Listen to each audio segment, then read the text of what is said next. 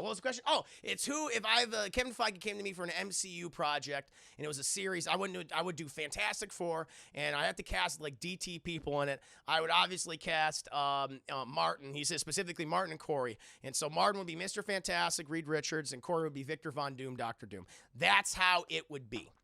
Hello, I just wanted to thank you for clicking on my video, and I wanted to let you know not only do I create content on my YouTube channel here, Class in a Glass, but I'm also on Twitch where I play single-player games, multiplayer games, I do movie reviews, cartoon reviews, and a whole bunch of other stuff. Also, it would be a big help if you can check out my Patreon where you can gain access to audio commentaries, reactions, and the ability to submit questions for my podcasts and videocasts. And all that content can be found in the links below. In the meantime, enjoy the video.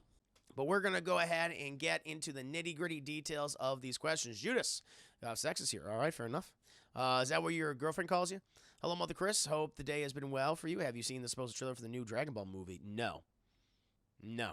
I didn't even know, but like, what, you like live action or animated? Did something leak? I was not aware of this. I like that Dragon Ball Broly movie, Chad. I did a review of that film not too long ago. I actually liked it quite a bit. Waiting for my interview results. They're waiting. Oh, it's well. I hope. I mean, if you did well, and I'm hoping for the best, DT Dark Slayer. Definitely hoping for the best. No, good to have you here, guys. Cassie, by the way, my song was Shiny from. Oh, Shiny! I can do that. I'll do that right now. I'll sing Shiny. I'll sing Shiny. I'll do that right now. Before we get to these goddamn questions, I'm going to sing Shiny from Moana. I'll at least make my attempt at doing it, Chad. Jermaine Clement, I know him. All right, Chad, let's go ahead and do it. This is for Kazfay. Happy birthday. Can we get some Mr. Revan Yates, Mr. and Hypes in the chat right now for Kazfay, chat? I would appreciate it. Boom. There you go. Please do so. Please do so. You grab some food. You grab some food. Beam Cannon. Yay! That's why I love you guys. You're so goddamn supportive. That's awesome to see. That's awesome to see. Yay! So let's go ahead and get this on, chat. Tamatoa. Well, Tamatoa. Oh! The support is coming in. Brightburn, thank you for the 1 bit. Here's one more bit. I just wanted to stop by. I'm going to watch a movie. Go enjoy that movie, Brightburn. Thank you. Here we go. This is Shiny by Jermaine Clement. This is for Kazfay. Happy birthday, or happy belated birthday. Well, Tamatoa hasn't always been this glam. I was a drab little clam once. Now I know I can be happy as a clam because I'm beautiful, baby. Did your granny say, listen to your heart, be who you are on the inside? I need 3 words to tear her argument apart. Your granny lied. I'd rather be shiny like a treasure from a sunken pirate wreck. Scrub the deck and make it look shiny. I will sparkle like a wealthy woman's neck. Just a sec, don't you know? Fish are dumb, dumb, dumb. They chase anything that glitters. Beginners, oh. And here they come to the brightest thing that glitters. Fish dinners. I just love free food. And you look like seafood. Well, well, well. Little Ma was having trouble with his look. You little semi-demi mini-god. Ouch! What a terrible performance. Get the hook, get it? You don't swing it like you used to, man. Yet I have to give you credit from a start, and your tattoos on the outside. For just like you, I made myself a work of art. I'll never hide, I can't, I'm too shiny. Watch me dazzle like a diamond in the rough. Strut my stuff is so shiny. Send your armies, but they'll never be enough. My shell's too tough, my man. You could try, but you can't expect a demigod to pick a deck apart. Look it up. You will die. Now it's time for me to take apart your aching heart. From far from the ones who abandoned you, chasing the love of these humans who made you feel wanted. You try to be tough, but your armor's just not hard enough. Maui, now it's time to kick your hiney. If you ever see someone so shiny, soak it in so it's the last time you'll ever see. CS Lovey, mon ami, I'm so shiny. Now eat your so prepare your final plea. Just for me, you'll never be quite as shiny. You wish you were nice and shiny. Yeah, nailed it. Nailed it. My man. Happy birthday, Casfe. I hope you like that song. I hope you like that rendition of it. My cover, 10 out of 10. Sexy. I'll take it. I'll take it, chat. I'll take it. It's no Sebastian, but pretty good. I mean, you know, it was not bad. Not bad. It was great. Yay. I love my Disney songs, shit. You know I love my goddamn Disney songs. Ooh. They're so much fun. But I'm not very good at the rap song, chat, but Disney tunes, I know those. Very much so. Very much so. Oh, but chat, again, welcome to the stream. I gotta go ahead, chat. I gotta go ahead and get these questions ready up here. You know, I have them in my email. Got them in this Word doc. So let me go ahead and grab them, because we got to get to them, chat. Got some questions from Thomas Leaf, Osnick, and Cullen Me Hazel. I got to make up for a question she sent me last week, too. It's a nice little story, chat. Nice little scenario that she's concocted. She's a couple scenarios. There's 2 scenarios that she's concocted. And always, chat, I will save her questions for last, because that is what she wants, because she controls my fate, chat. It's what she does. And, of course, if there's any other questions that were sent last minute, I'll try to get to those as well. Chat. So, here we go. We're going to get to today's questions, chat. We got this is from Thomas Leaf, also known as Ace Rock. Ace Rock, chat. This is his first question. Kevin Feige has called you and wants you to be showrunner on Disney's next MCU project starring the DT crew. Woo! Deadpool coming in with the support. I just finished watching the gun commentary. It was awesome. It's great. Deadpool, listen, man. Hey, thank you for being a subscriber. I got fucking Brazil. I got Brazil coming up. So you tune in for that, man. That's a fucking crazy movie. I only watched clips of it before, but it was a very nice watch, very enjoyable watch. But thank you so much, Deadpool. Thank you for generosity. Was that 10 biddies? Thank you for the 10 biddies, good sir. Happy to have you here, by the way. Woo! But here's the first question. Let me get to no. So Kevin Feige, this is Kevin Feige. He called me up. Thank God, of course he would. He wants me to be a showrunner on Disney's next MCU project starring the DT crew. Who would you cast as what hero and or villain, chat? Well, I mean, here's the thing. When I think of, I don't know, for whatever reason, when I think of like Martin, I always tend to think of like more like the science-based heroes. That's just me, you know. And I want to cast him as someone we haven't seen yet, right? You know, so I want to like, you know, do like a recast of the character we've already seen in the MCU, you know, countless times played by like a big actor or something. So I want to see him play like a new character that we have not seen yet, made their MCU debut. So I'm thinking like, since science-based, you know, Mr. Fantastic, Reed Richards, chat. Let's try. I think he'll fucking get it, because he's very logical. He's very precise when it comes to like the things he likes or dislikes. He's able to explain things very well in the goddamn shows, chat. So when I think of that, I think of someone like, you know, Mr. Fantastic is well suited to Martin's personality. So boom. That's what we do. He's Mr. Fantastic. And it's like, you got to have the person who is the, you know, it was his rival, chap. And that's why Corey, he would always be the villain in these situations. So he'd be Dr. Doom. He would be Dr. Doom. And the whole situation would be, you have Martin. Like, this is what Corey would do. Then maybe through observations. Like, Corey would, it was like, he asked our opinion on something maybe, and Martin be like, I think you should do it this way. And Corey's like, I'm not going to do it your way, Martin. And then that's what happens in the comics between Reed Richards and Dr. Doom and Victor Von Doom all the goddamn time. And he'd be like, no, Corey, I think this would actually happen. He's like, no, I'm going to do it the opposite way. And then it blows up in the face. So I think I would like that. I would love to see Martin as Mr. Fantastic, as Reed Richards, chat. And I would like to see Corey as Dr. Doom. I think it matches their personalities quite well. I mean, you could see it. You could see it. Oh, what was the question? Oh, it's who, if Kevin Feige came to me for an MCU project, and it was a series, I would do Fantastic Four, and I have to cast, like, DT people in it. I would obviously cast Martin. He says specifically Martin and Corey. And so Martin would be Mr. Fantastic, Reed Richards, and Corey would be Victor Von Doom, Dr. Doom. That's how it would be. Now, if I were to do other members of the DT crowd, I would be Mole Man. I would like to be Mole Man, chat. I live in the earth. That is where I'm most comfortable, chat. That's where I'm most comfortable, so no doubt. What about you guys? What characters do you picture Corey being and Martin being in the Marvel universe? I just feel that. Like, I feel like I'm Mole Man. I feel like I'm a mole man territory. I feel like Richard Super Scroll. I always pictured DT Civil War with Martin Corey. Yeah, exactly. Oh, Martin would definitely be Cap, and Corey would be Iron Man. I could see that. I think that'd be fun. That's just kind of one thing. I'm just thinking Fantastic Four, Martin, Reed Richards, Corey, Doctor Doom. Corey would be cast as a super. I think Chris would be a good MODOK. Oh, I'd love to be MODOK. Hell yes. I would definitely be MODOK Deadpool, no question. But just make me the derpy Marvel villains. Yes. I can only do the voice. You as Spider-Man, Corey as Deadpool, Martin as a Cable. Me as Spider-Man? Oh, wow. I never really pictured that. That'd be awesome. I wouldn't mind that.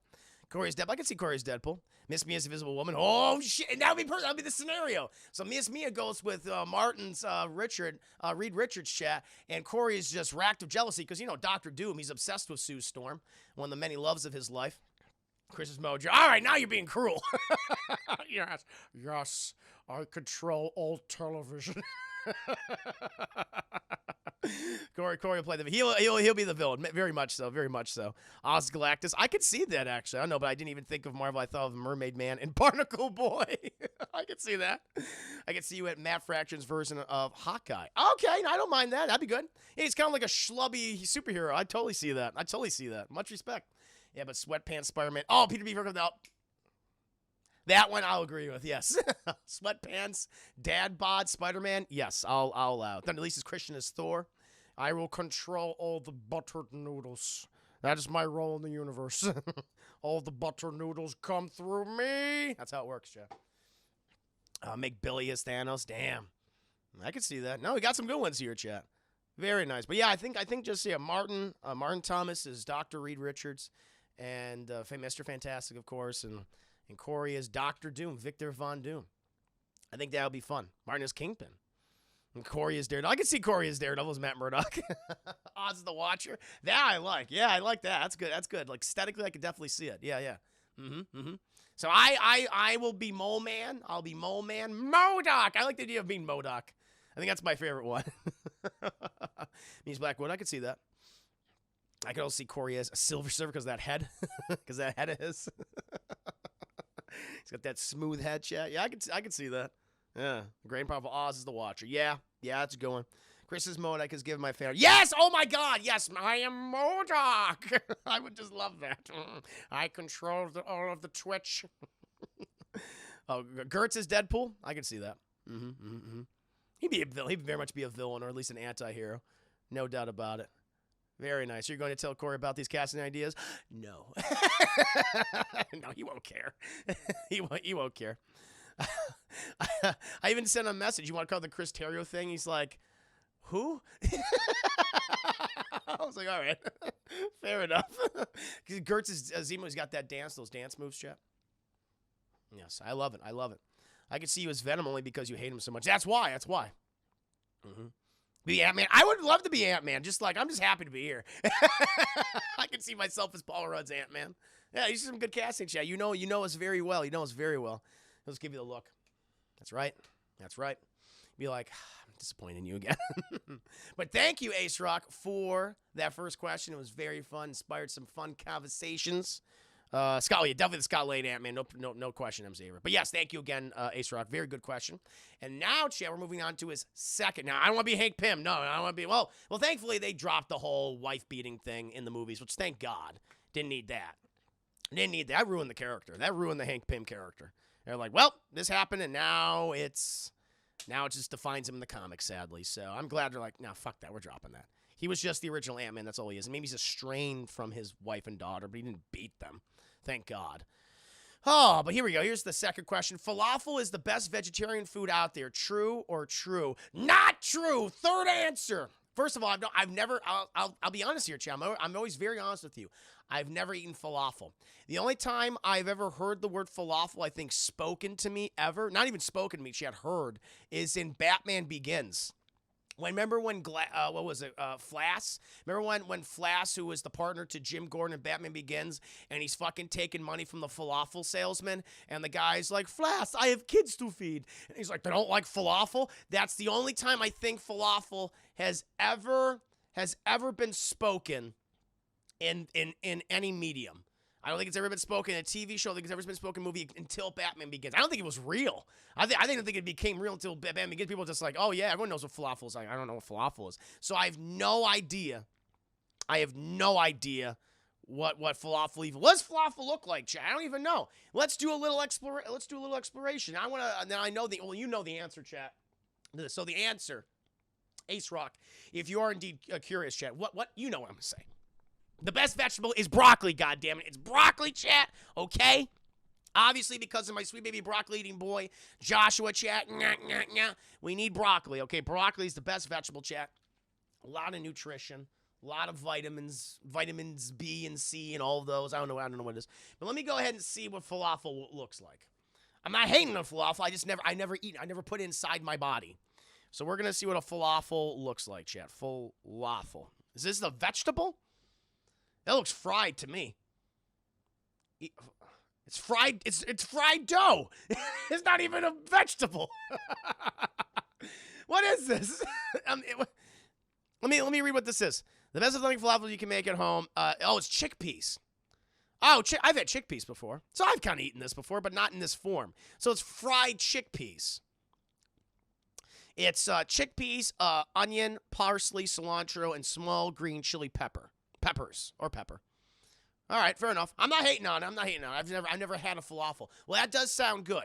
I like broccoli too for these graphics. Absolutely, no question. It's the best thing. It's the best vegetable. That is the right answer. A wild Z Drew can't follow the ghost of what broccoli could have been. Exactly. Yes, it's so good. Fair enough.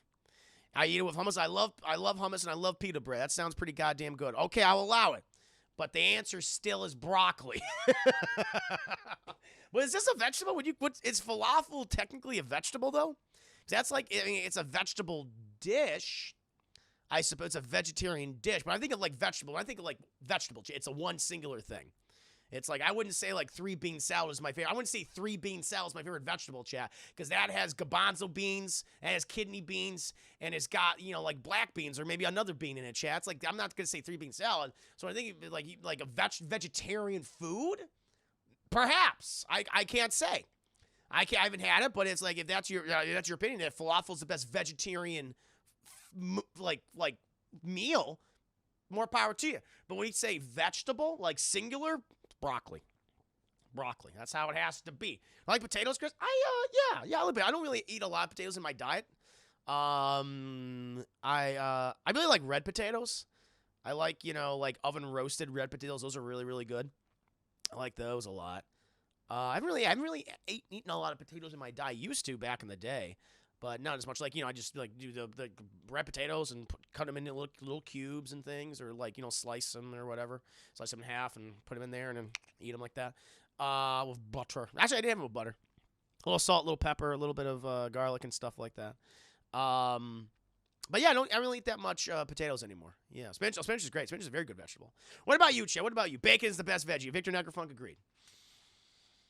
It is by far the best veggie out there. No question about it. Yes. Tell broccoli, it's good. It's good. Broccoli is a goddamn good food. Spinach is very good. I love spinach. You can eat plain. I used to eat a ton of salads, but then all these fucking E. coli threats scared me, so I don't buy it anymore. Because they're like, you're going to get E. coli. I was like, wait, what? And it's like, they always have these E. coli scares, and it's like bad because you can get really, really fucking sick and die. So I was like, God damn it. So I used to eat like a lot of salads, and now I'm just like, I don't know. So I got all freaked out. So now I do like a vegetable medley, like, of carrots and broccoli and that kind of thing. But celery. I like kale with bacon. Kale with bacon. That's not bad. I can eat the 4 blend frozen veggies anymore. They're after so many of eating it. Oh, yeah, I get that. They're cheap. They're cheap to get. And there's a lot of them. They can keep you full, too, especially if you mix it with, like, black beans or something, which is what I do. Black beans or whatever else you have. Yeah. But it's a quick fix. Very easy to make, too. Just boil in water, right? And just drain it, strain it. But no, broccoli is the right answer, as we all know. I've never eaten falafel, so I can't go into too many specifics with your question, Ace Rock, but I'm curious about eating it now. At edamame, too. I've never eaten edamame. I don't think I've ever had that before. I can eat the blend, but I'll eat them separate. Fair enough. I get you. It's like a gag reflex now. You just like just disgust you. The idea of just putting it. I get you. I had that with some foods. Like I can't eat coleslaw. That's like I'm not a picky eater. Like, I love to try new things, new foods. I like, oh yeah, let's add all sorts of spices and topping. Like, yeah, please, please, please do. But I hate coleslaw. And it's not even the vegetable part. The vegetable part's fine. It's whatever that fucking disgusting dressing is. I absolutely despise it. It just makes me gag. It's that sweetness, and it's like, oh, it's just so overpowering. I can't do it. I can't, like, by itself. There was like coleslaws with different types of dressings. I'm sure there is. It's mayonnaise. I don't like liquid mayonnaise. I'm nothing wrong with mayonnaise. Shit. I like a good turkey club, good turkey sandwich, whatever. Get a nice little, mayonnaise spread on there. I'm all about that. You know that. Nothing wrong with mayonnaise. But it's that, that jizzy. It's like jizz dressing. I'm like, I don't want to eat no jizz dressing, Shay. More power to you if you do, but not for me. That's the last thing I fucking need right now. I don't need no jizz. Thank you very much. Oh, Lord. But, never eaten falafel. The curious to eat it now. And the best vegetable is broccoli, chat. I have a brand to stand by, so I have to choose broccoli. If I chose any other answer, chat, it would not be honest. It would not be honest. Last question from Thomas Leaf, also known as Ace Rock. Mass Effect Legendary Edition comes out soon. Yes, it does. Next month, chat. Cannot wait. What is the new feature that you're most looking forward to? Honestly, it's not so much even a feature. It's just seeing what Mass Effect 1 looks like. Because Mass Effect 2 and Mass Effect 3, we know what we're... one of the things they fixed, I think, across all the games. So when you pick, like, a specific class... other than soldier, like soldier class, you get access to all the weapons, chat. Like, for example, assault rifle, sniper, shotgun, pistols, all that. But with, like, certain classes, certain weapons are locked off from you. So, for example, if you're the engineer class, which you specialize in technical abilities, and it affects the story to maybe like a small degree, but you like a lot of tech-based stuff. You in the previous games, I think it's across all of them. I could be wrong though. It's been a while. You only have access to, for example, in Mass Effect 2, the pistol and the submachine gun. You couldn't use an assault rifle. You couldn't use, like, a sniper or anything, and they were just locked off to you. So I was like, oh, shit, that's not good. They've completely said, nope, you have access to all the weapons now, right from the start, so don't even worry about that. I was like, oh, cool. I love that. That's a really cool feature. I'm glad, like, hey, we realize people complained about this. We're going to fix this, and so now, hey, if you want to do shotguns with your engineer or assault rifles, boom, there you go, which is really cool. So I might, change my mind about, playing as just a soldier class. I just liked having access to all the weapons. So I think that's pretty goddamn cool. The other thing is, but more broadly, I'm very curious to see what Mass Effect 1's going to look like. I've watched some recent videos on them, or just like, like how it compares to the original. It's like, it looks starkly different. In a lot of places, they've restructured some of the levels, clearly, made it a little more easily accessible or made them longer. I was like, okay, that's going to be kind of cool to see these extended sequences out. The elevators in Mass Effect 1, apparently, you can go like that, or like instantaneous, like boom, you're out of it, which I think is very, very funny, because that was a big running gag. The Mass Effect 1 elevators were so fucking long. But yeah, no, overall, it's definitely Mass Effect 1. The graphical updates, like, it's starker. It's like, whoa, Jesus, they really proved it. So it looks cool. Yeah, I mean, I cannot wait for the trilogy, chat. As you know, that's going to be, I'm going to play all 3 games when it comes to May. I'm going to do my bro shep first, Mass Effect 1, 2, and 3. Cross it, and then later that year I'll play it again, but it'll be my FemShep. I'll do my FemShep run through. So I'll play all the Mass Effects 6 times. It'll be beautiful. It'll be wonderful. I cannot wait. Love Vanguard so much. Yes, I've been playing Outriders recently, and I have like a Vanguard-esque ability where I get to teleport behind someone and blast them. In Mass Effect, you kind of like ram them like a bull with your biotics, so it's pretty cool. Ground turkey mix of veggies. You know me too well. Yeah, bring back the co-op for multiplayer for Mass Effect. I'm not. Listen, I played that. Josh and I played that a lot back in the day, 7 Facade and I, but I'm not missing that. I'm like, just concentrate on the single-player experience. That's what it is. There's other multiplayer games I'm playing right now. But I know a lot of people love that multiplayer. I get it, but I'm very curious about Mass Effect 1. Are they still going to have the Mako tank levels? Yes, they completely redone the Mako. Apparently, it's going to be a lot easier to control. You're going to still be able to touch down these Uncharted worlds, but it's a lot easier to control. You're not going to be fucking hopping around. It's more accurate, which I'm like, perfect. So it looks like Mass Effect 1 is going to get the biggest facelift. And it's the one that needed it. I mean, I love Mass Effect 1. It's a great game, but it's dated by now. No doubt about it. And so to finally be able to play it, but like, completely restructured, reimagined, it's like almost a proper remake instead of just a remaster, which is like, that's cool. It's pretty cool to me. I haven't played any Mass Effect games. This might be the best way to do the Asylum, is to get the Legendary Edition trilogy. I think it'll be cool. I played through Mass Effect 2 like 4 times. I think I played through maybe 10 times. Mass Effect 2 is my favorite game of all time, and so I probably played that game at least a dozen times over. with, you know, my male Shep and fem Shep. So, you know, combined, it's like probably over a dozen times I played it. You know, I replayed every time there was a new DLC. Well, I'll start from the beginning of the game, and then I'll play up to the DLC. So I did all that. I loved it so much. It was so fun. It was so fun. I think you'll like it. Let me know how you think. Is it going to be 60 or 70? I think it's 60. I don't know. I know it's full price. I know that for the 3 games, you'll pay full price for them in the trilogy collection. So you can't buy them separately, I believe. Maybe you can digitally. I don't know, but I think it's 60. Yeah. Tricolor ending from MSD was a huge news story back. Yes, it was. I remember. I was right smack dab in the middle of it. Big fucking controversy, no doubt. The first Mass Effect and Legend Edition looks like a completely new game from the stills. Game. Exactly, it does. That's the one I'm most interested in playing. I can't wait to jump into 2 and 3, of course, but one's like, I'm very, very curious about 1 just because of how starkly different it looks from the original title. Because that's the one that needed the most work. So, but yeah, to answer your question, I'm glad that they've restructured the weapon choice ability, where now you can use the weapons across all of the different classes. That I think is really nice and convenient. And just Mass Effect 1 in general. And also the Mako shit. You know, finally fixing the Mako. Yeah, not bad deal. 3 games for 60 exactly, and remastered versions too. So I'm all about it. No doubt. But that is Thomas Lee. That is Ace Rock's 3 questions, chat. I enjoyed them. Very good questions. Thomas Lee, Ace Rock, thank you so much for being a subscriber on my Patreon. Really do appreciate your generosity, good sir. Thank you. Thank you for being a Revenite. And now, chat, we'll be moving on to Austinic. Austinic got some questions. He's in the chat right now. Remember when Chris cried on stream of the new man? I cried. Yeah, I did cry. You thought that was fake. No, that was real, chat. I was crying. It was beautiful. It was beautiful. Because I didn't know what it was at first.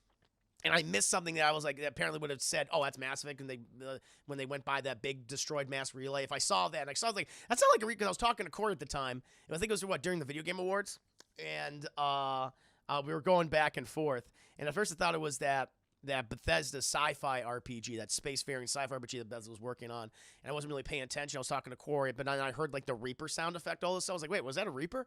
And I totally missed the destroyed Mass Effect. Really, if I saw that, I was like, oh yeah, I would have known instantly it was a Mass Effect game. But when I saw when you follow that ship down that planet, I was like, that looks like a Mass Effect ship. And we see this person walking. You see like the Reaper carcasses in the background, like in the snow, and that image of we don't know, this figure picks up this almost like a chest plate. Part of a chest plate, and she rubs off the snow, and it says N7. I was like, oh, Shepard! I love that. And then you see the hood come back, and it's Liara! Oh! It was like the emotion I felt. It was beautiful. It was a beautiful moment for me. As in with the whole stream. Yeah, that was authentically real, Chad. That's how I felt, because I love this series. Like, listen, Too Tall, welcome to stream. Hope you're doing very well. Yeah, I got a little worried because without Mass Effect, I probably wouldn't be doing this, what I'm doing right now.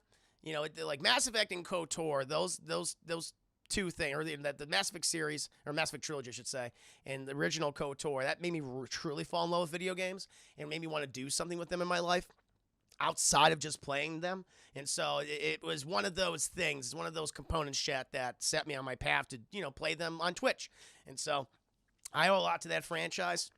And I'm super to share Mass Effect with you guys. Some of you might be familiar with it, some of you may not be, and I absolutely love it, Chad. To me, it kind of takes the best of things from Star Wars and Star Trek and works with them and creates this really vibrant worlds with these really fun and engaging characters. So I'm very excited for it, Chad. So yeah. Cannot wait. I want to see it. I want to see what this new Mass Effect game is going to be. I'm hoping like I said before, I want to just return to Shepard and see those old faces again. I think that'd be fun. Like, it's coming home. Shepard's coming home. I want that. Yeah, you know, I mean, maybe it's, you know, it's not like expand the franchise exactly, but it's like, I think it's what Mass Effect fans need right now, especially after Andromeda, which is like, that was a fucking clusterfuck. So I don't even want to acknowledge that game anymore. Oh, Lord. But now, we're going to move on to Austinic's question. Again, Austinic, thank you for being a Revenite subscriber. I do appreciate your generosity, good sir. Discord Overlord. Here we go. Question 1. Were you nervous when you started streaming and when you started doing videos of Double Toasted, and what helped you get over the nerves question? So, in regards to streaming, like starting streaming, not, at least if I remember, you can check out the older videos, chat. They're on my YouTube channel. Not exactly nervous when I first started on streaming on Twitch because, honestly, no one was watching. And so that wasn't hard at all. It was like, well, no one's here. I'm just going to talk to myself the entire goddamn time. Oh, Carmen Hazel, I have to get going by everyone. I'm going to get your questions, oh, Carmen Hazel. Oh, okay. Well, you watch the VOD. I'll get to your questions in a bit. Bye. Juicy gang. But when I first started streaming on Twitch, no. I mean, I did my whole spiel like I do. I mean, it's expanded since then, chat. But it's like, hi, my name is Chris, Mr. 7. I'm going to be playing Wolfenstein today. Because I think Wolfenstein The Order was the first game I ever played on Twitch, I believe. And so I just, I just did the same things that I kind of do now. I just talk to myself. I create a narrative within the game itself. I just have fun. And when occasionally someone would stop by, I would engage with them. But, that was, few and far between back in the day. It really wasn't until July of that year. Because I think I started streaming like in March or May. And it wasn't until July where I started to have like a consistent little audience. But it takes a while. It takes like three or 4 months or even longer than that, chat. So when it came to Twitch, no, not really. If I have any nerves, it's just, not even nerves, chat. I mean, now it's like I'm just so relaxed doing this with you guys. It's very easy just to talk to you, of course. If anything, it's just, it's technical issues. Might be technical issues, maybe some outside distractions or something like that. But no, I'm very relaxed when it comes to streaming. Just here to have a good time, whether it be playing video games or doing reviews or watch parties, chat. Yeah, no nerves really with that, because the other thing too, and this kind of leads into my next answer for the second part of your question, Osnick. I'm in full control of this, and I think when you're in full control, like I mean, you have your own dynamic. You don't feel pressured to meet anyone else's kind of, not standards is not the right, but you don't need to match their kind of I'm trying to think of what's the right word to describe it. But you don't need to like match them. You don't need to feel the need to compete or be in sync with anybody else. That's it. You don't need to feel like you need to be in sync. Like you're on your own path when you're doing this by yourself, and you just feel good about it. Like you feel confident. You're like, oh, I'm in total control. I know exactly what I'm doing, how I want to do it, and there's a lot of freedom in that. There's a lot of comfortableness in that. Whereas, like, something, for example, when I started doing Sammy Ain't Seen Shit with Sam, I was uncomfortable because I didn't really know the dynamic yet. It was like, okay, I'm still trying to get used to this, trying to feel it out. And that's with anything, Chad, you're like, because how I do things is different than how Corey does things or Sam does things or Martin does things. That's kind of it. No Name Woman, thank you so much for the gifted sub to A Wild Z Drew. So kind. You're so generous. You're so generous, No Name Woman. Thank you. I have a bunch of errands for no problem. Come here. No need to feel guilty. It's good. No, you do those errands. It's what you should do. The VOD will be here. See you next time. Juicy again. But yeah, I mean, some people have different dynamics. And they have, how they operate is different than typically how you operate, chat. So when you're doing something like live on camera, you're trying to get in the flow of things. So that always is going to take time. It's never going to be like, oh, instantaneous, like, boom, there's always going to be awkwardness. There's always awkwardness. That's just how it's kind of have to be. When you have someone that maybe is in control and you're trying to, like, you're a co-host or whatever, like, it takes time to get in the flow of things. And, you're not wanting to interrupt each other, speak over each other. When I can only speak for myself. Everyone has their own thing, but when I like do the shows on Double Toasted, for example, when I'm in control, I like to give people, I don't know. I feel like they're not as, it's going to sound bad, but I don't like to have so much structure where conversation is just kind of like we're just going to go down this path. Like I like to hey, let's take a minute to talk about this one thing. Let's go off on a little tangent. I mean, Guptos does the same thing, but I kind of, I just like to be like really relaxed things. So when Martin and I did like the reviews and things, they're not going to be so structured to the point where it's like, you have the beginning, a middle, and an end. It's like, nah, let's just fucking talk for a bit. Let's talk about this thing. And so that's why I like hosting the shows. It's fun, but we all have a different way of doing things, and I think that's what makes it very interesting. That's why you always get like a different flavor or something, Other people prefer a different way, and that's totally fine. That's what works for them. But no, to go back to your original question, yeah, there was some nervousness eventually, but you get used to it.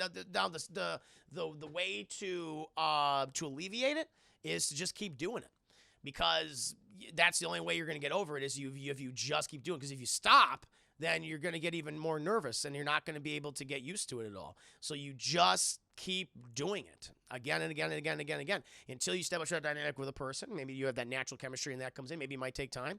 Or if you're doing the Twitch streaming, again, you just got to, yeah. What did Wayne Gretzky say, Chad? You miss 100% of the shots you don't take. And that's what you do, Chad. Okay, so fucking take those goddamn shots. Take those goddamn shots, Chad. Keep doing it over and over and over again. That's what I'm doing for my shit. Just keep doing it. DT is fun to watch. That segment about news Burrs having cell phone stolen was. I didn't even watch that. Yeah, Hazel controls her fate. No question. Just do it. Shia LaBeouf is right. Chad, we make fun of him for all that, but, he's right. Just do it. He spoke the goddamn truth, Chad. He spoke the fucking truth. It's a leap of faith. Yeah. No, it's important just to keep doing it, not to stop, because if you stop, you're not going to do it. you're not going to get in the flow of things. But I like that we all have our different dynamics. I think that's totally fine. I think it's what makes it interesting. I think if we all had the same sense of structure, that we adhere to, then it would be kind of boring. So I like that we're all a little different from each other. I think that's fun. I think that's very fun. So hopefully that answers your question, Austin. This is Austin's second question. This is a deep cut, Chad. So you guys know I love the DCAU.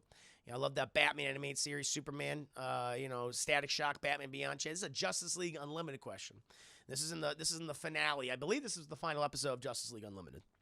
And here's the question. What do you think happened to Lex Luthor and Darkseid in the final episode of Justice League Unlimited, Chad? So set this up. It was the end-all, be-all fucking episode. What happened is Lex Luthor was trying to get Brainiac back inside of his tummy, but he fucked up, Chad, and he accidentally resurrected Darkseid, who died in the last season. And he's like, shit! And Darkseid led an invasion of Earth. And all the heroes and villains teamed up to stop Darkseid, Chad. That was the big fucking premise. The thing that Darkseid wanted most of all was, what he always wants, Chad, that anti-life equation, baby. That's what he needed. He needed that anti-life equation. And he's talking about in the Justice League film. He was like, Earth has anti-life. It's a power control multiverse. That's what it is.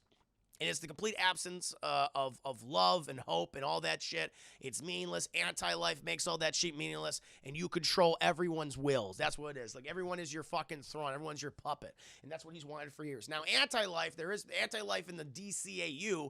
It's in, like, this weird place in the far side of the universe. And apparently, it's kept behind this thing called a source wall, and the source wall is made up of individuals who attempted to get anti-life, but they fucked up, and they became this weird giant flesh amalgam, like this abomination wall. They're like, that's what happened. That's what happens if you try to get anti-life. And the only way you can solve anti-life, Chad, or get the equation is if you have a 12th level intellect. You gotta be very smart. And Lex Luthor, this motherfucker, Chad, has that. He's beyond that, and he solved the anti-life equation. He got it. He had it when he was there. That's what he needed to recreate the Brainiac shit, because he didn't want to control life, because that's boring. And so he had Brainiac, but then he brought back Darkseid, and the thing is, Lex Luthor said, fuck it. He's going to destroy the Earth, and I need the Earth. And he said, I'll sacrifice myself. So Lex Luthor, who puts on his Superman the Animated Series suit, presents the anti-life equation to Darkseid. But Darkseid, Chad, he doesn't have a 12-level intellect. And so he sees this, and they get sucked together. They become one abomination monster, Chad, and they're sent to the source wall where they get stuck in the giant flesh wall. What's happened, Chad.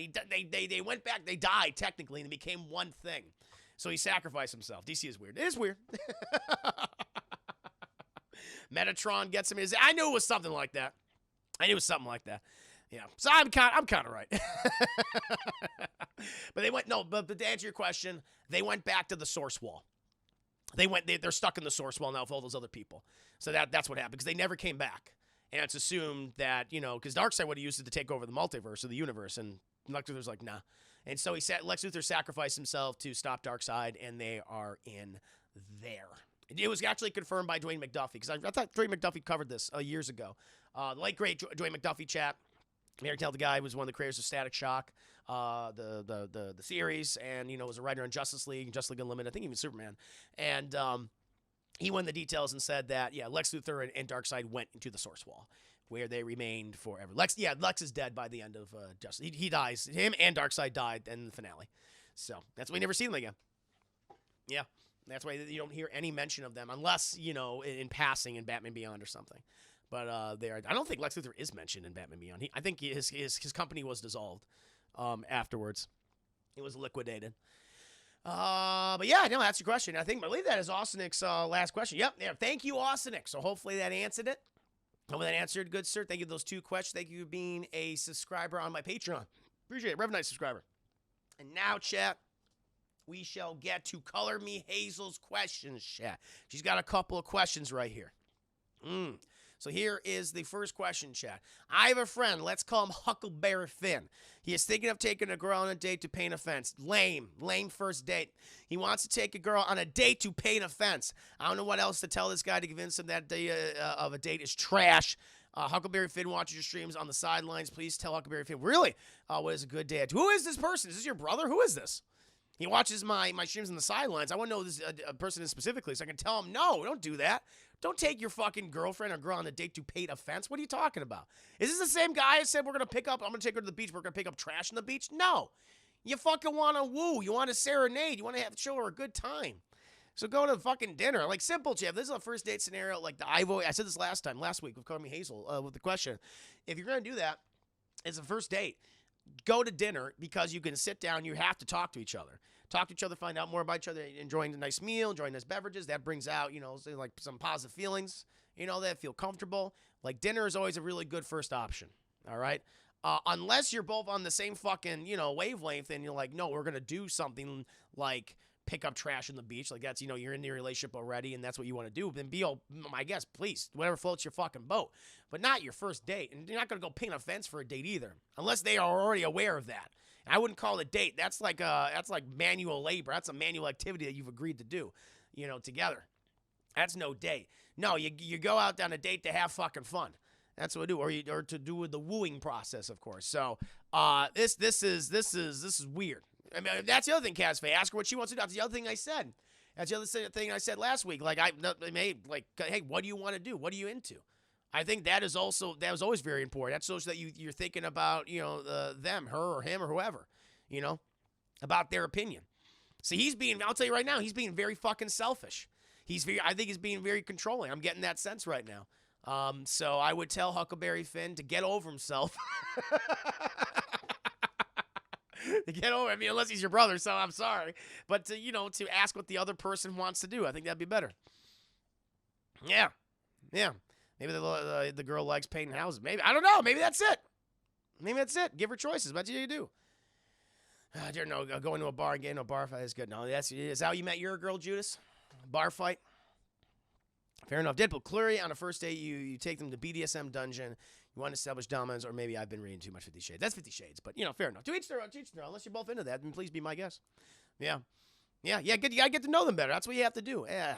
So that is not, to answer your question, not a good date. Not a good date. Plenty other options for dates. Good first date is dinner, so you get to know them, but also asking them, what would you like to do? As Casfe pointed out, I said the same thing last week. He should do this. And if this is the same person, this guy clearly he's very controlling.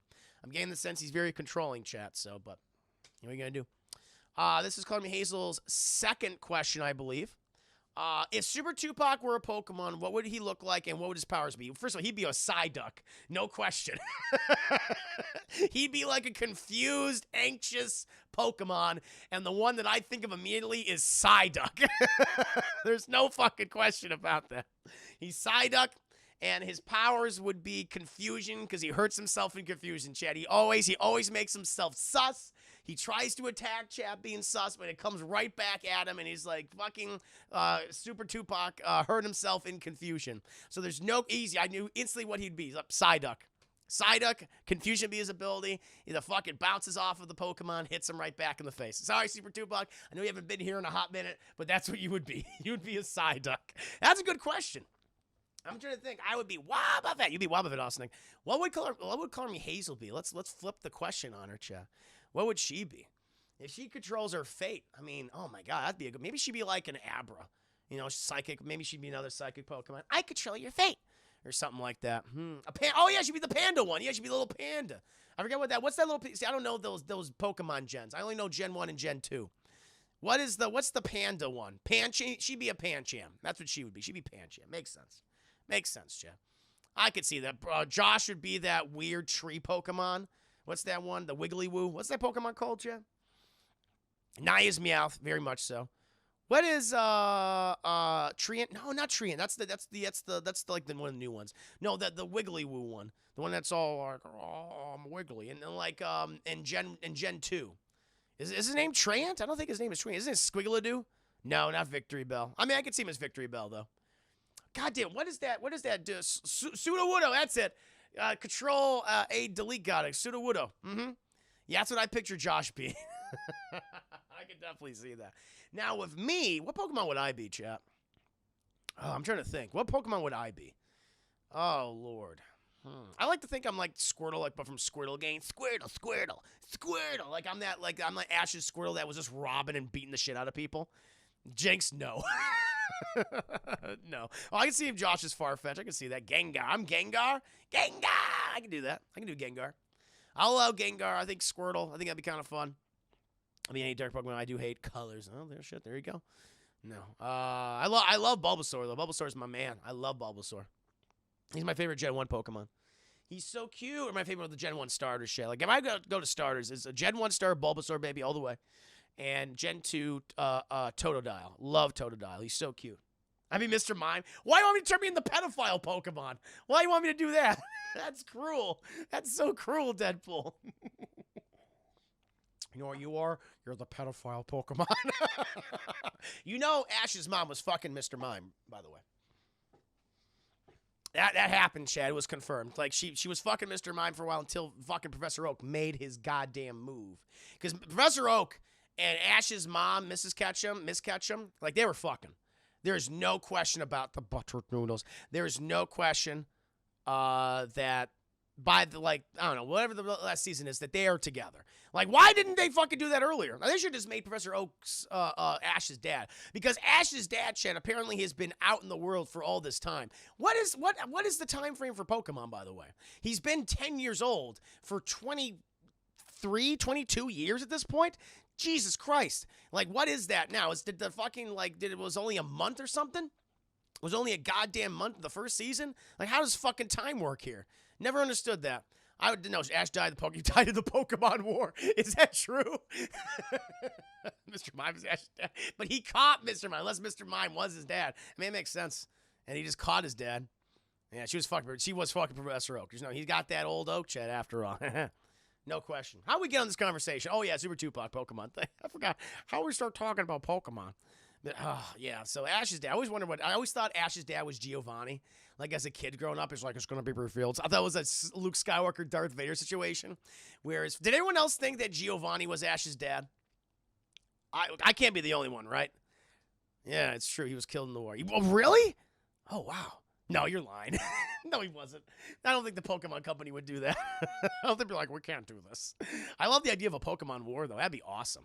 That's really fucking cool. That's like, but they'll never do something like that. Oh, that'd be awesome to see. I'm sure they did use them for warfare at one point. Yeah. They would have had to. But no one thought that? Oh, man, I really did think that Giovanni was Ash's dad for like the longest time. I was like, oh, I guess it's not. Was that Ash's dad died? See, I thought they said in the first episode that he's still out there. He's still training Pokemon. We've never seen his dad since. They've never gotten an inkling of who his dad is.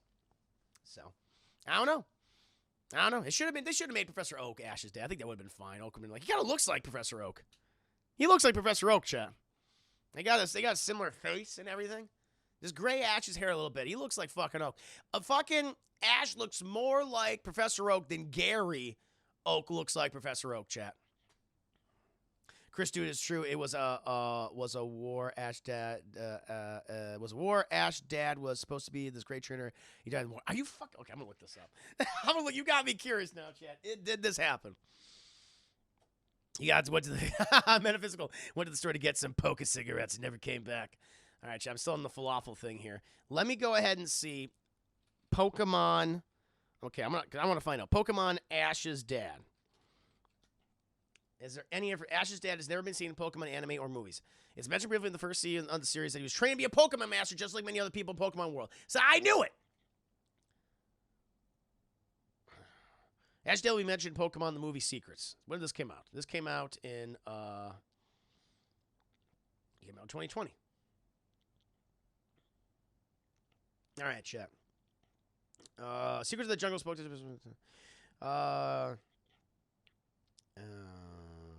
What's this?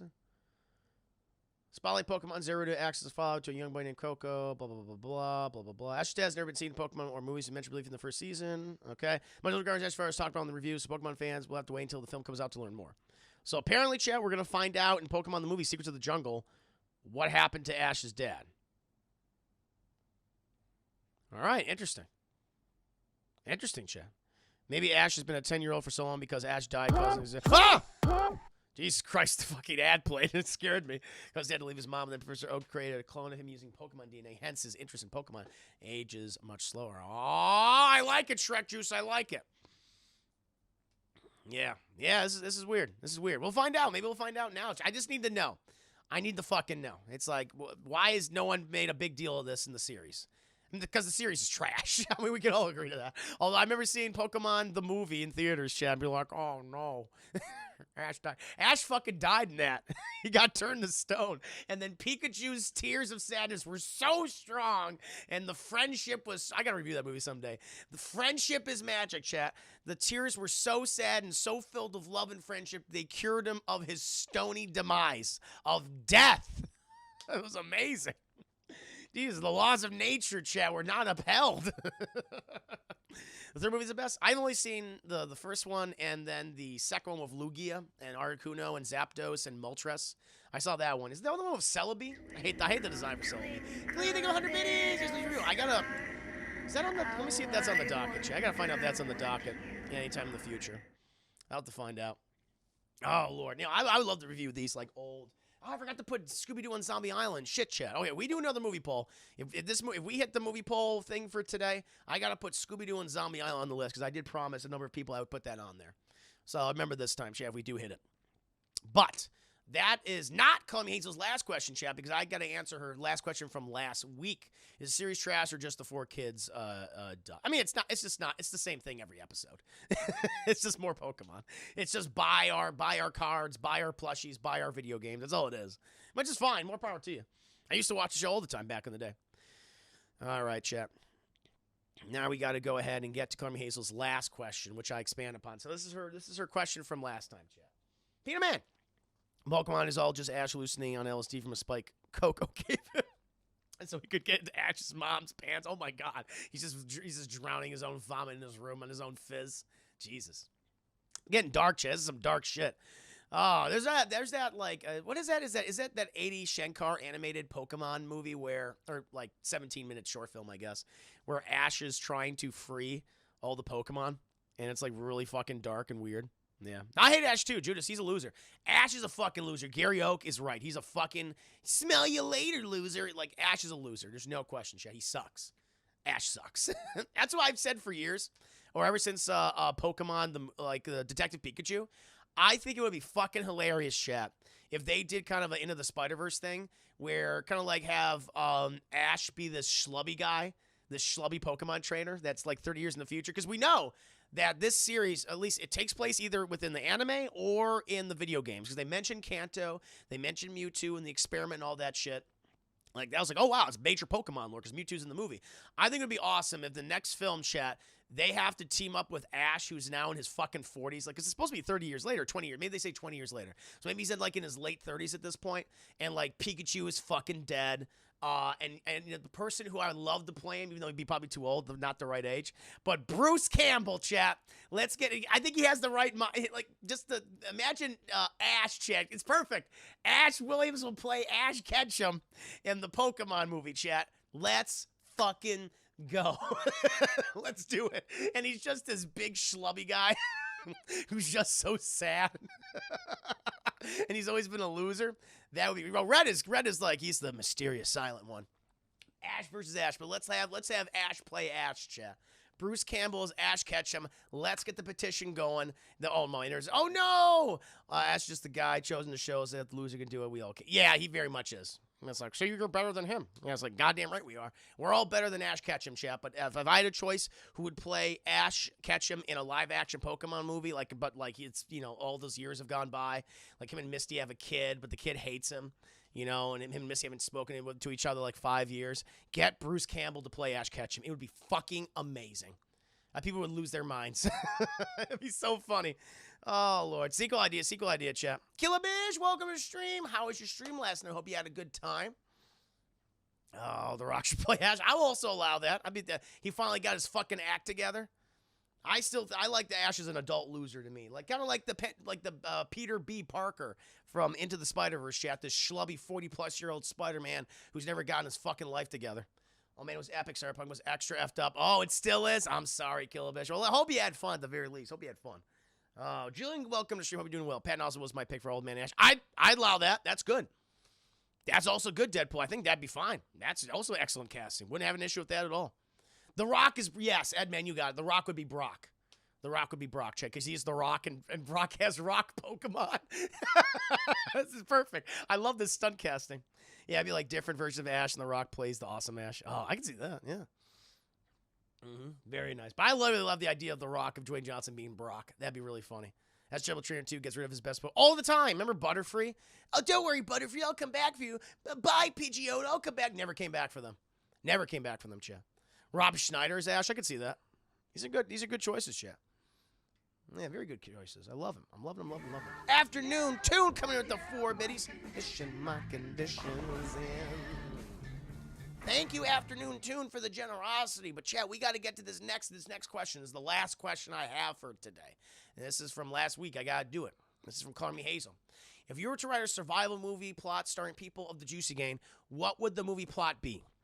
Who from Juicy Gang would star in it?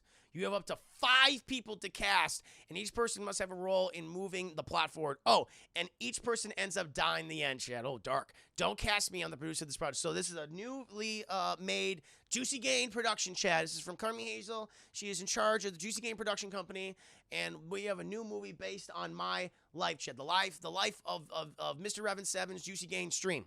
Okay?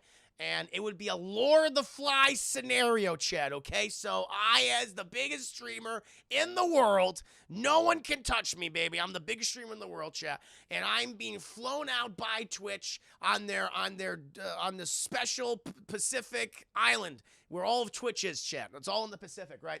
And I get to take 5, possibly 6 people with me on this special trip. People have been a part of my audience, okay?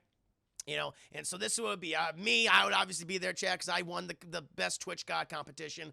I get to accept the award and all the accoutrements that come with it, chat. People who will come with me is Joshua, sweet baby boy Joshua, chat. Okay.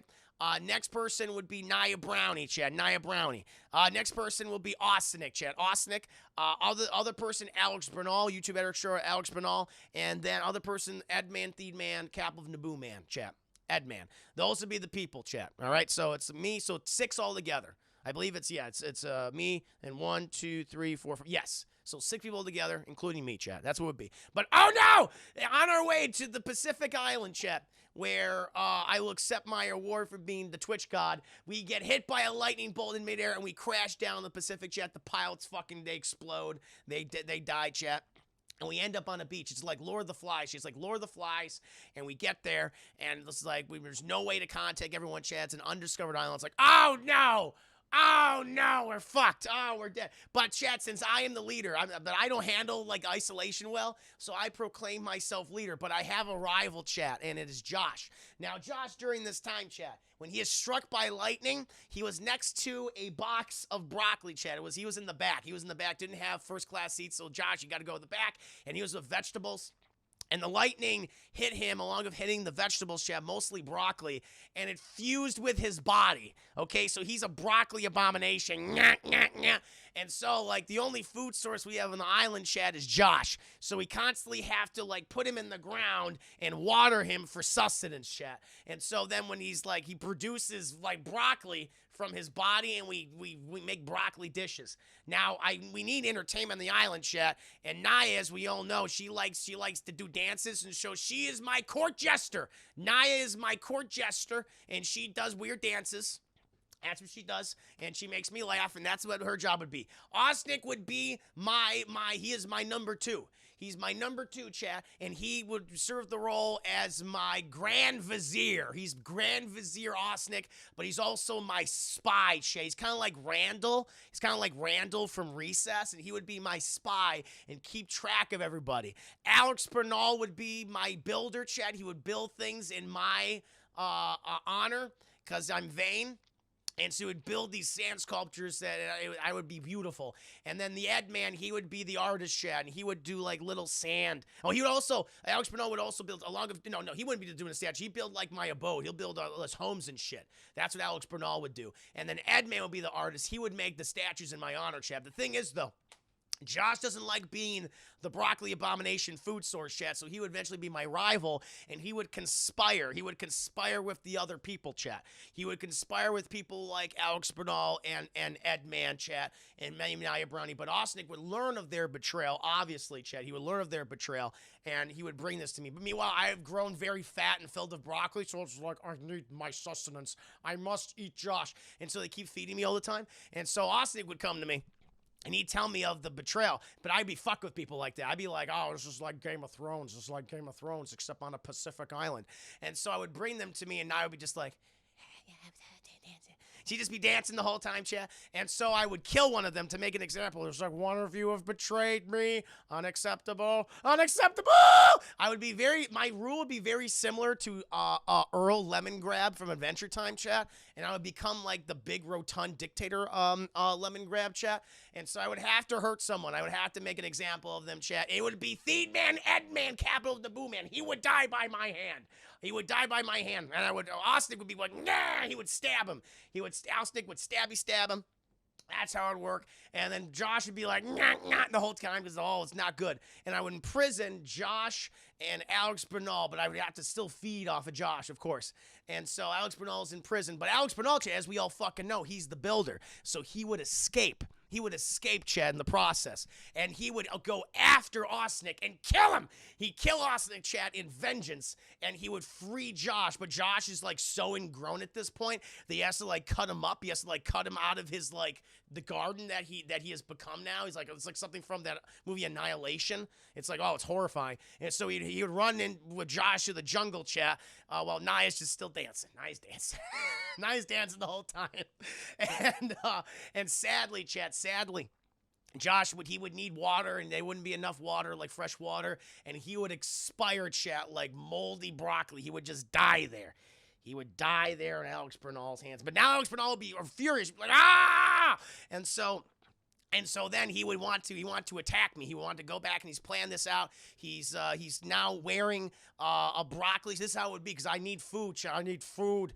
I would need food. And I've already consumed the body of Osnick, chat. And Naya's like, I might have to eat her soon, chat. But she's like, she entertains me with the dancing, the twerking. And so then I would have to, like, I need something. And so, like, I'd be so happy to see, like, Josh return. But it wouldn't be Josh, chat. It would be Alex Bernal. He has carved out Josh.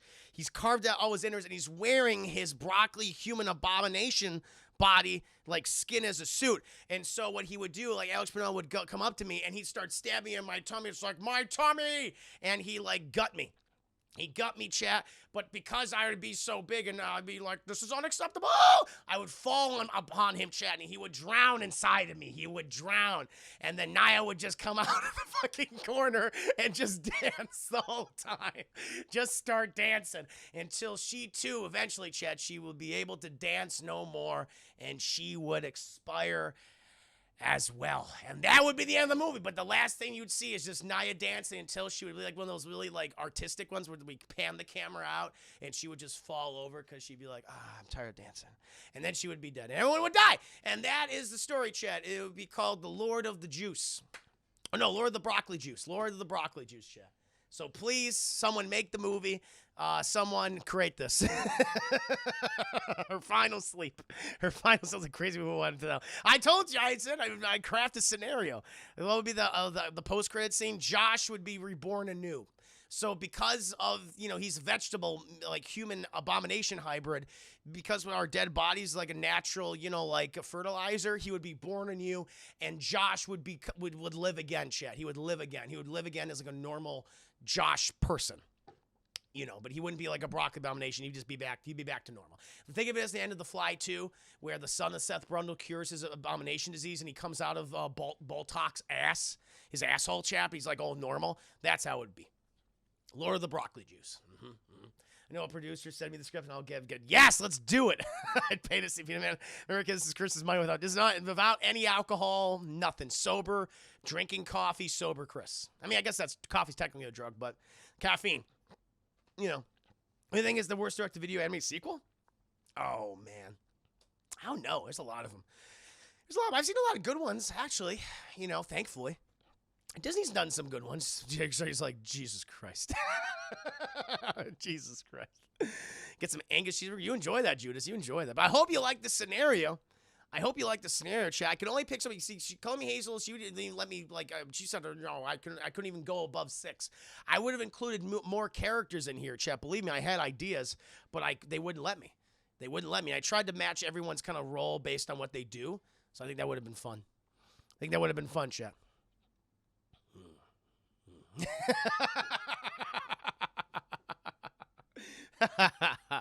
I hope you enjoyed it. Ace Freaking Island says, I could do. I would love to make Ace Prime like all you guys a part of it. I'll craft another scenario someday. Probably see any of the CGI Swampert. There's CGI Swampert sequels? I didn't know that. I know they made 2D anime. I know there were CGI ones. I had no idea. Thank God I was left out of this story. You would be swimming too tall. See, you would have been in the ocean still swimming. You would have been, so maybe you would have died, but you're like, I'm going to swim, but you would get eaten by like a shark or something. It'd be terrible. She want to suffocate for your juicy guts? No. No. Shrek juice, I would be your bartender. And so your tall glasses of Shrek juice. Yes, I would need that. When I was like, give me your Shrek juice. I would drink it. Oh, I want to be in an after credit star scene. We can do that. I'll allow it. Oh, but you didn't have to come out. Oh, shit, I had no idea. Chat. Wow, wee-woo. Wow. Oh, well. Oh, but chat, that's the final question. I will have to get going in a bit, but does anyone have any more questions, chat? Let me see if there's any more questions on Class and Glass. Let me see if there's any last-minute submissions. Let me find out. Yeah. An hour and a half. There's not that many. Oh, no, looks like I got some more questions here. Uh-oh. Hold on. Looks like I got some. Oh, come Hazel. Maybe send some more. Here you go. Oh, she did. We got some more questions. Woo, some surprise questions sent at 5:40 p.m. Central Standard Time today. I didn't see these. So this is after the Super Tupac questions, chat. Okay. Sent these during the show. You said you believe in the existence of aliens. Do you believe they are here among us, or do you believe they are coming to visit us one day? So, I believe aliens. Yeah, I believe aliens exist. Nope, definitely. There's other life in the universe besides us, chat. I'm sure there's other sentient life, like, no question. I would be shocked if there isn't. Or just other, like, alien life forms of various. But I think there is sentient, intelligent, super advanced life forms in the galaxy. I think they are aware of us. I very much think they are aware of us. And I do believe that they have visited our planet and said, we are not going to make them a part of the Galactic Federation. Fuck that. Absolutely fucking not. No. Because we are too violent, we are too divided, and we're too stupid to be a part of something like that. All right? Like, it would not be good. It would not be good. And you're like, no. But I think they're always observing us, always checking on our progress, and seeing how it's like maybe one day, or maybe honestly, we're just a fucking size. Maybe we're in the backward. We're like the Tatooine, chat. We're of the galaxy, of the universe. Like, we're that. I think that's what I like to think that we are. And they have visited us, and they constantly fuck with us, for a good laugh. I think they're that kind of, sentient life forms. I've talked about my own possible experience with a UFO on stream before, chat. I'll mention it again here. It was like a couple weeks ago, or maybe it was a previous Class in the Glass. I think maybe I mentioned on Double Toast. I'm not sure, but it was when I was living in Buffalo, chat, and I was hanging out in the backyard with some friends. I think it was in middle school or high school. I don't remember. It was like around that time, or it was 8th grade. Yeah, it was 8th grade. And it was like, you know, like around 9 at night. So it was dark out. It was completely dark out, chat. We were in the backyard and just sitting out there. We had these chairs and tables right here and we're just talking, you know, that kind of thing. And it was dark outside.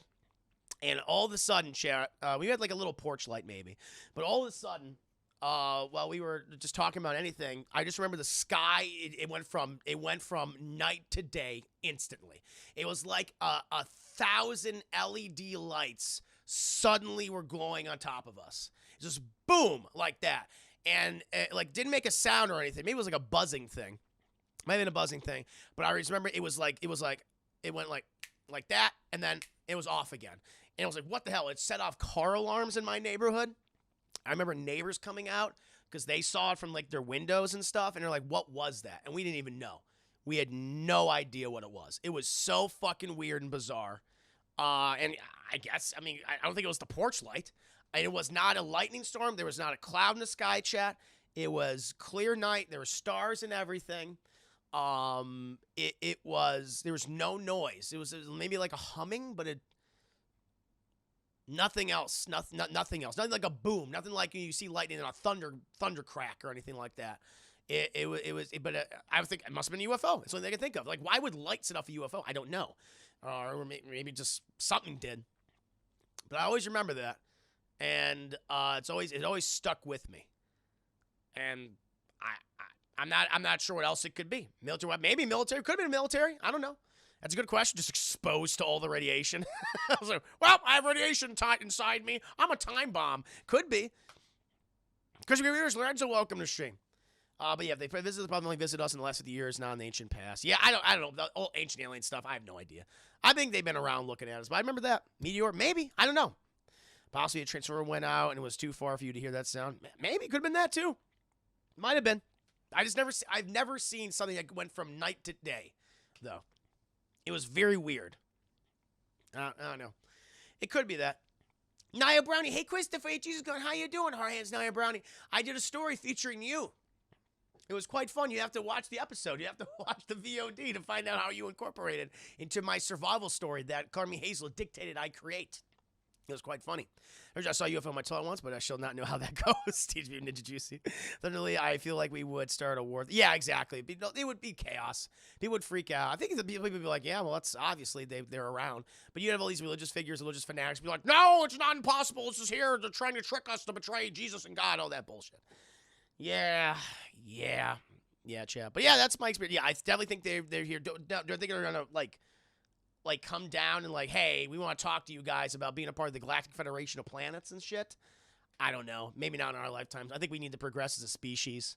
They might have already ruled us out and saying they are too fucking violent to involve. These goddamn mud people are too violent to involve in galactic politics. So I don't know.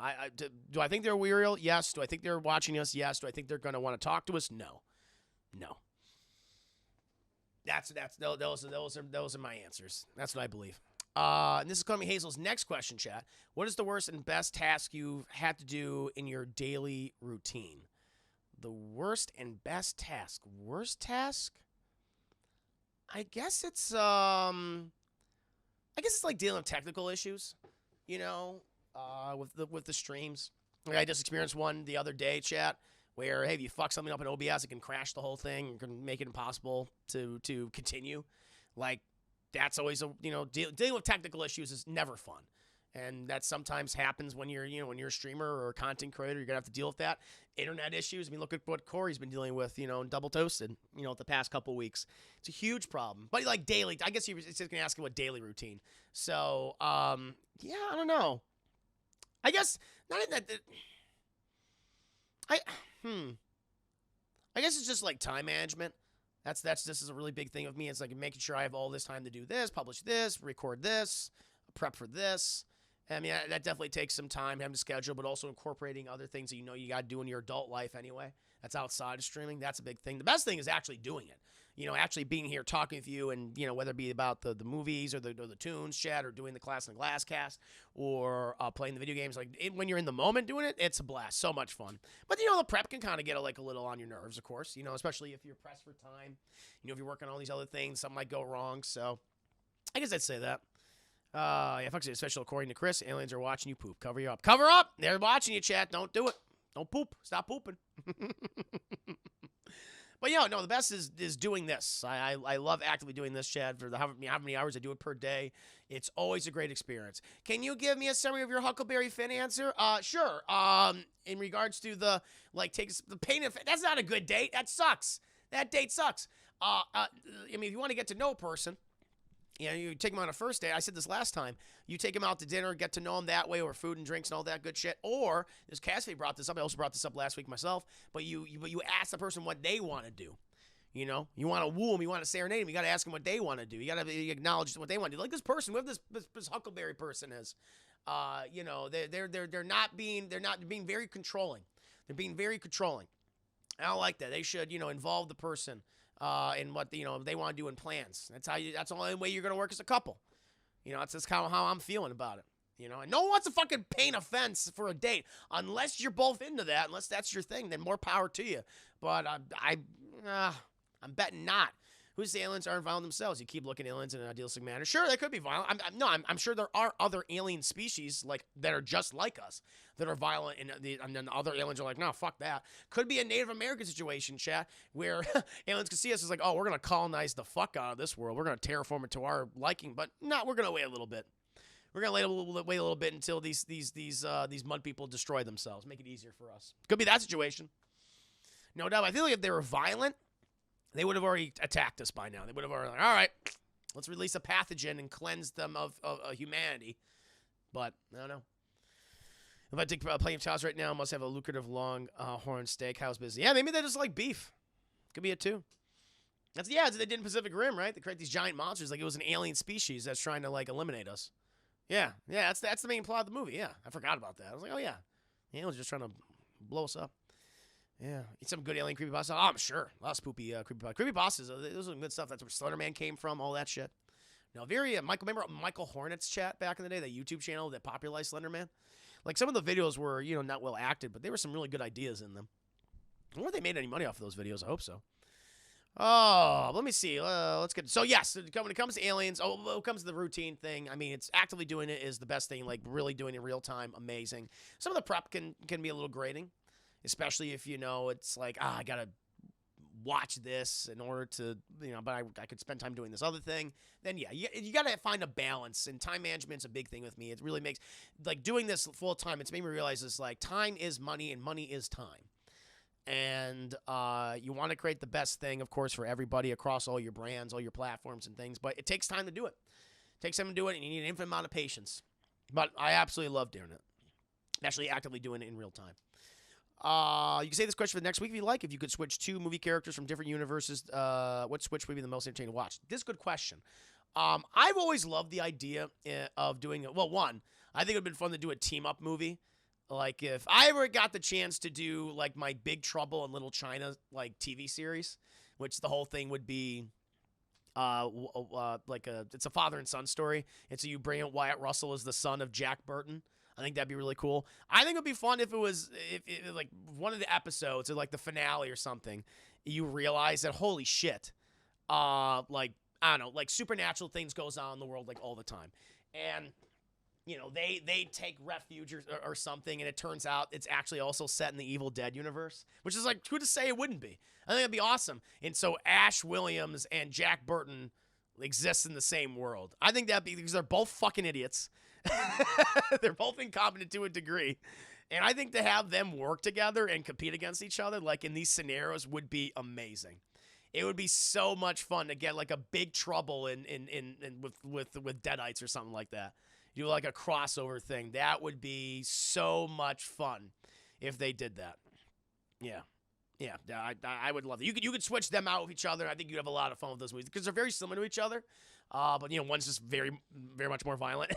But definitely like a switch or a team up between Jack Burton and Ash Williams, Chef from Evil Dead. That'd be really, really fun. Dad, Chris Tucker, Chris Rocktail is called Who's Who. Yeah, you can see that.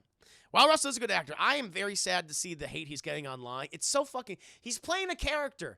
For the love of God, why are people harassing him? And he's doing a good job at it, too, playing Jonathan Walker, U.S. agent. Like, he's not gonna be Captain America? Like, are people so stupid they think that he's gonna be like, oh, you're the? It's a story they're telling. I don't know. It's a story. It's a plot line. This has happened in the comics before. They're just fucking. Chris Tucker sounds. Hey man. You can't do it. Yeah. It's you're not supposed to like it. That's the point. That's the point of the whole character he's playing. It's fucking exhausting. I don't get it. I just don't. Yeah, people they're that stupid. They think it's real. It's like it's not real. He's not. Yeah, it's reading all that shit. I'm like, what the hell? This is why aliens won't visit. Exactly. No question. But that's a good question. Yeah, what characters? Maybe got Chris Tucker and Chris Rock, switching them out in their various movies. He stinks and I don't like him. Who would you like to switch out, like characters from movies, chat? I think Ash Williams would be fun to see in Big Trouble in Little China, and Jack Burr would be fun to see in Evil Dead. That would be a cool scenario. There was no Star Wars movie this year, and they need someone to complain about. Yep. I guess so. They gotta do something, I guess.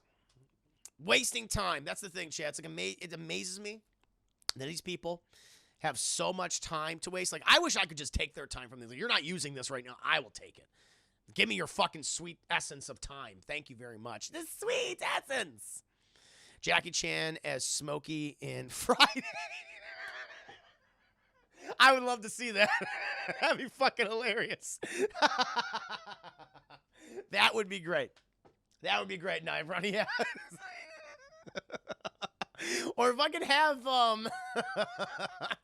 or take out Ice Cube, have Ice Cube's character be switched out with Jackie Chan. Yes. Oh, my Lord. I still enjoy watching U.S. Agent Falcon Winter Soldier because he's pretty good on the show. Yeah, exactly. I want Jackie Chan and Smokey. Yeah, I want to see The Rock or The Predator. That'd be neat. Shaggy and Stu from Scream. I can see that. Zoinks, man. My sister's dead, man. Oh, no. Boris Cobb with Bela Lugosi, 1932 movie. Is that what the original plan was? Nick Cage and Mandy and a Care Bear from the Care Bears movie. Yes, I agree. I would love that. I'm your new god now. Oh! That would be hilarious. I like this. Very good choices, chat. Better than my answers, I'll even say. Put a lot of thought into them, chat. I like it. I like it very much. Woo! Some goddamn good. These are good questions this week, chat. These are some very fun questions. Oh, Lord. I hate to go. I hate to leave you right now. But I got to get going. I will be back, though, chat, on Double Toast. So we'll be doing 8-Bit Crumbs tonight. This evening show, I'll be talking about the video game news, movie news, a variety of news topics, chat. Should be fun. So please do tune in. I would switch Shrek and Captain America. Yes! I love that. Yes, Shrek is Captain America. That's what we need. I'm sorry, Nia Brownie. I'm sorry. I got to get going. It takes me long to get up to Corey's place. Now that we're doing it in his house, we got to do those dry-ass crumbs. The crumbs, indeed. Yep, I will be back. You should see me there, chat. It'll be fun. We got some good stories to talk about this week. So it'll be an enjoyable experience. But, chap, I must bid you adieu.